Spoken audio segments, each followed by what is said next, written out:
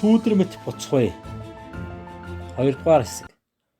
Хаврын тунгалах салхи 8 нутгийн хөвчийг үл мэдэг донслуулж моддын дунд суусан тас шувууд ганц 2 далавчаад тэнээлгэн үл мэдэг сэжиглэн харна. Мухалай толгой дотроо ойрын хэдэн өдрийн зураглал, нутгийн хилжтийн байршил, хүн амын нэгтрал, замын гүнзгий гүддгэр бүрийг нүдэндээ шингээж ангийн үнэр мэт ой санамжиндаа халгалсаар өнөө шөнө буцна гэдгээ өөртөө хэлчихсэн байв. Тэр сүүдэр нэртэй тэнхээтэй зүс хээр морьныхон дэлэн дээр нэг гараа зөөлөн тавьж алив ахаад ганц шөнөл тэстэй гэж сэтгэлээр нь шивнэнэ. 2 хоногийн өмнө зуутын дарга түгээтийн түүнд хэлсэн үг одоо ч чихэнд нь цуурайтна. Очиж үз. Үг битгий олд хархан чихнээс үнэн. Харин буцаж ирэхдээ чи хүн биш, салхи мэт бай. Мухалай тэр салхи байхыг хичээж байв. Өдөш бүр аадар шиг хурц зун мэдрэмжтэй болж сүүдэр бүрийг нэвт сүлбэх мэт. Гадаад төрхөөрөө хонгород гаралтай 8 хөвгүүдтэй төстэй тул түүнийг огт сэжиглээгүй. Тэр нутгийн хүмүүсийн дунд багахан ярилцаж, захын асарт цай ууж суух зуураа, цэргийн тоо, хангамж, тэр бүхэл Бөөрг хааны гадаад худалдааны орлого хүртэл чихэнд нь орж байв. Гэхдээ буцах нь хамгийн аюултай. Мухалай шүн дунд хүүчгийн ар хөндийгээр нутаг заагалсан жалгаар уруудаж эхлэв. Түүний буцах зам 3 шалган нэвтрүүлэх цэгээр дайрч байлаа. Эхний харуулд очихдоо тэрээр 12 наст хүүгийн дүр төвлж 8 нутгийн үүрийн бор борогчоос онц сурлахтан нэрээр шагналд авсан гэх худал түүхээ дахин амилуулсан. Харуулч түүнд итгэж инээгээд гаргав.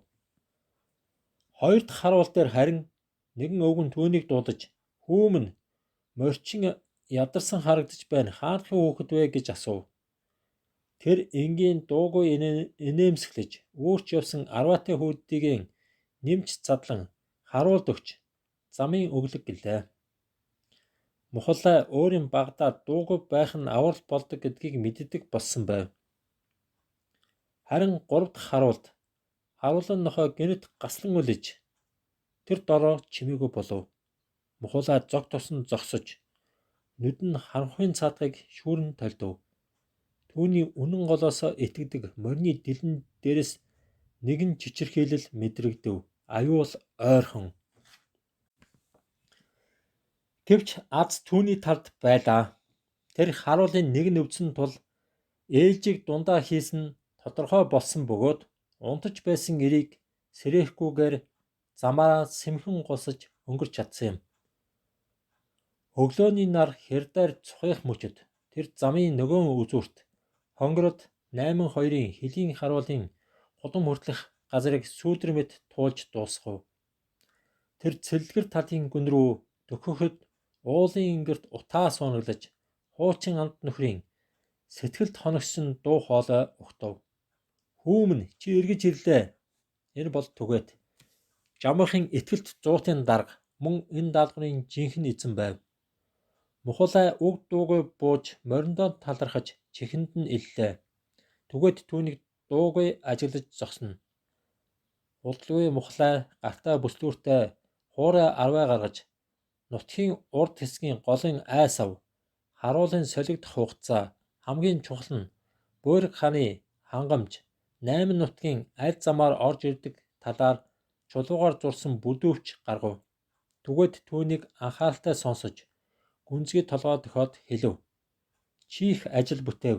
Одоо энэ мэдээ жамуух ноёнд очих болно. Харин чи ганц ч үгийг цааш нь унгах ёсгүй."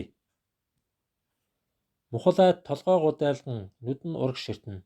Яг тэр үед түүний цээжинд анх удаа нэгэн бодол зурсхийж орж ирлээ. Мэдээлэл гэдэг сумнаас хурц, үг гэдэг хилээс нэвт гардаг. Түүнийг буцаж ирсэн шөнөөс хойш жамуух цэргийн байрлалаа өөрчилж 8-ны хөлийн дагуух замыг хааж эхэлсэн гэдэг.